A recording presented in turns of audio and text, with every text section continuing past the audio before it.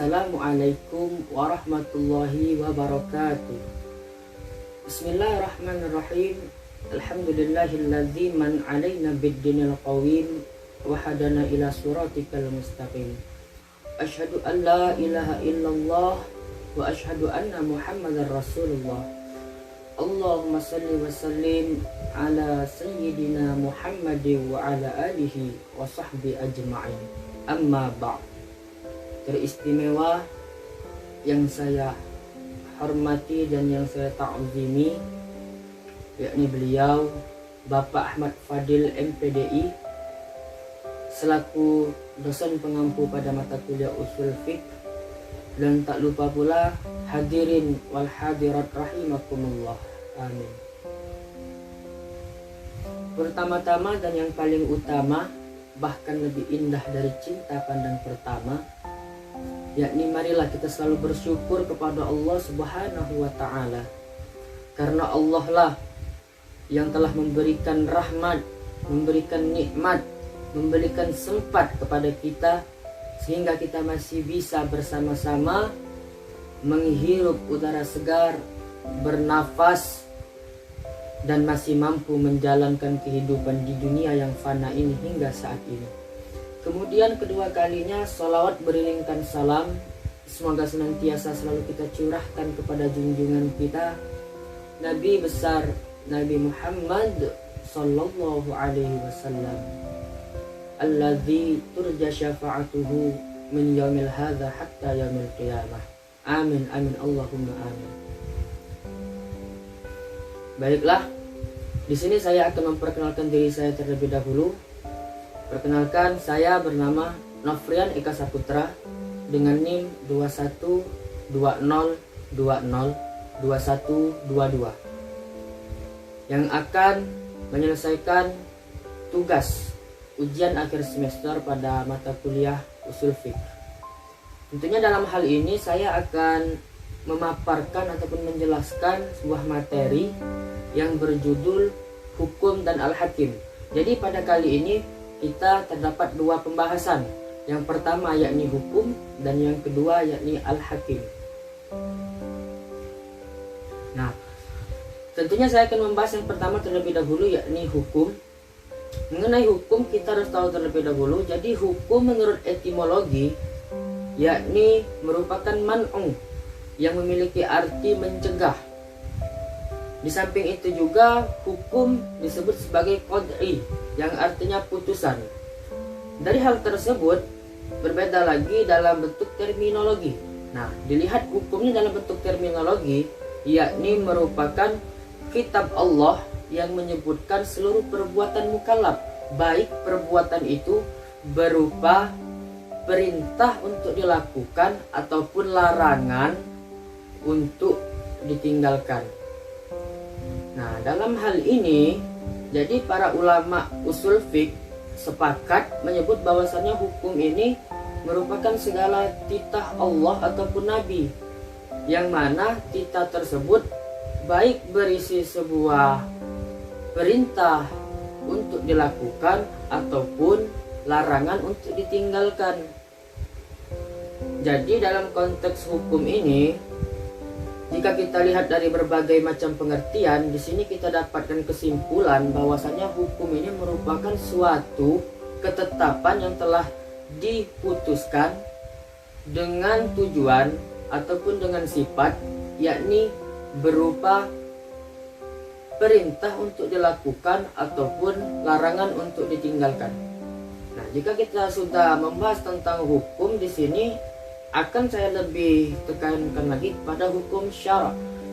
Hukum syara' ini merupakan seruan syar'i ataupun syariat yang memiliki pengertian merupakan segala sesuatu ataupun perbuatan yang dilakukan oleh para hambanya Allah.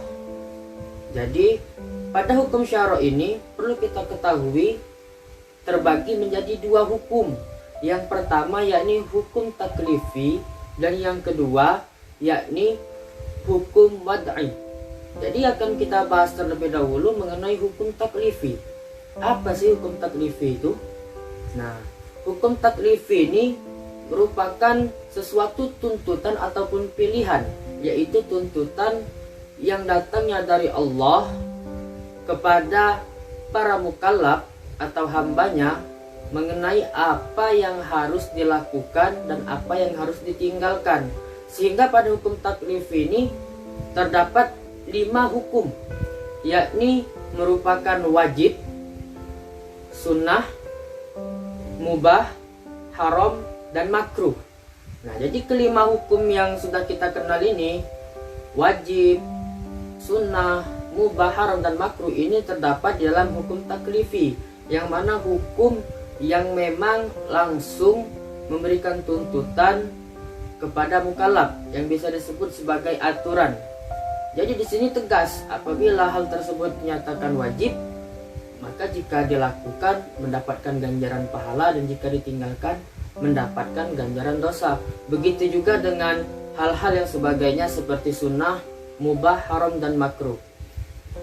Nah, jadi telah kita kenal dalam hukum ini seperti perintah-perintah Allah, yakni untuk melaksanakan sholat, lalu untuk meninggalkan ataupun menjauhi zina, khamar, dan hal-hal yang lain sebagainya, baik itu yang diwajibkan oleh Allah ataupun yang diharamkan oleh Allah.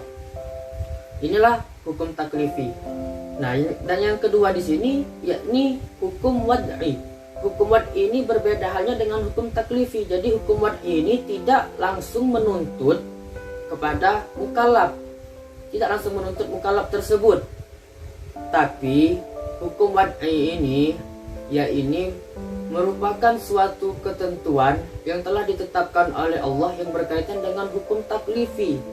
Nah, jadi dilihat pada hukum taklifi ini apakah ada penyebab, apakah ada syaratnya, apakah ada yang mencegah. Nah, hukum taklifi inilah yang melihat ketentuan tersebut.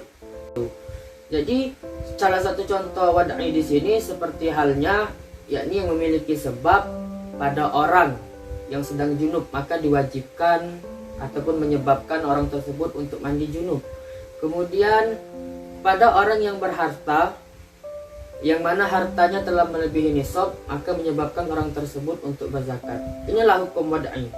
Nah, jika kita sudah membahas tentang hukum di sini, maka tentunya kita akan muncul pertanyaan. Hukum ini merupakan suatu ketetapan yang mana memiliki isi, yakni berupa perintah untuk dilakukan ataupun larangan untuk ditinggalkan. Jadi siapa yang memiliki ketetapan ini, yang menentukan ketetapan seperti ini? Nah, disinilah kita masuk kepada Al-Hakim. Al-Hakim yakni merupakan orang yang menetapkan hukum. Siapa orang yang menetapkan hukum di sini? Yakni Allah Subhanahu wa taala. Nah, mengapa Allah Subhanahu wa taala? Jadi di sini ulama sepakat bahwasanya sumber hukum itu yakni berasal dari Allah.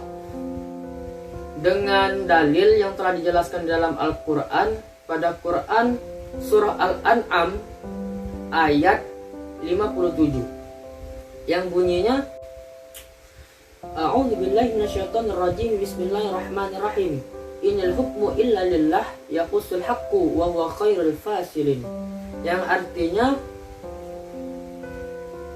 maka menentukan hukum itu hak Allah Subhanahu wa taala, karena dialah yang mengetahui kebenaran dan dialah pemberi keputusan yang terbaik.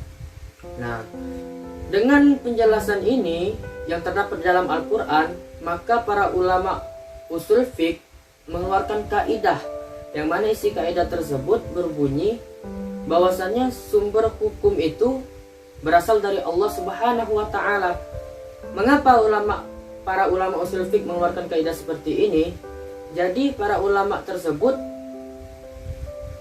sependapat dengan alasan yang dijelaskan kembali di dalam Al-Quran pada Quran surah Al-Ma'idah ayat 49, yang mana bunyinya A'udzubillahi minasyaitonirrajim, bismillahirrahmanirrahim, wa anil hukmu bainahum bima anzalallah.